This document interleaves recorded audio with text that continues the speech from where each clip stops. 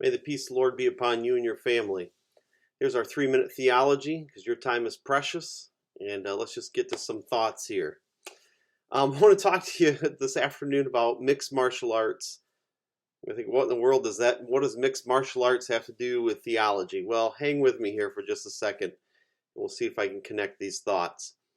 When I was in high school in the early 90s, I had a friend invite me over to his house for a pay-per-view event.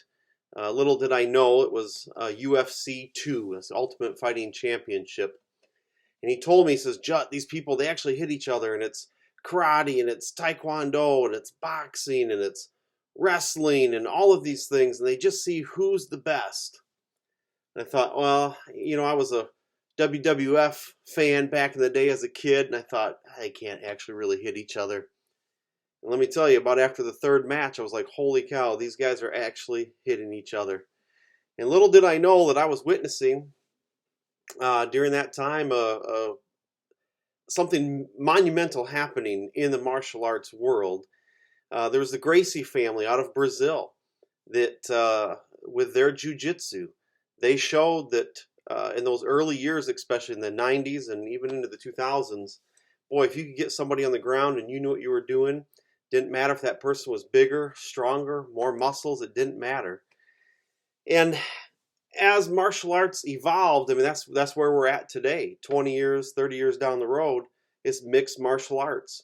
You need to know a little bit of boxing. You need to know a little bit of kickboxing. You need to know some taekwondo. You need to know some karate. You need to know some judo for the flips and the throws. You need to know some wrestling and some jiu-jitsu if things go to the ground. And so you take all that and you go, theology? How are you going to connect that to theology? Well, I wonder if we fall into the same thing in our church world, that we're so concerned with what the sign says out front, with maybe how we were raised, that our particular flavor, if you will, of Christianity is the right one or is the best one. For me, I'm a Church of Christ, Christian church background. Some of you may know exactly what that means. Probably most of you have no idea what that means. Some of the things that are important to us, right? Communion, baptism, those are things that we hold dear.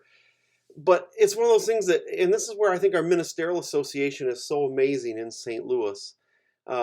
Great brothers and sisters, pastors from different churches, that we've developed a great friendship over the years, that I can appreciate another tradition or another background and see the things that maybe they emphasize that in my background we don't emphasize. And I believe that it's made me a stronger pastor, and I think for the other pastors it's the same thing. As Proverbs says, as iron sharpens iron, so one person sharpens another. And I just wonder if we need to start doing that more and more in our theological world of, hey, what is it that the Baptists do? What is it that the Methodists do? What is it that the Church of God does? What is it that Res Life is doing? What is it that the Assemblies of God is doing? What's the Church of God doing? What's the Nazarene God that I don't have?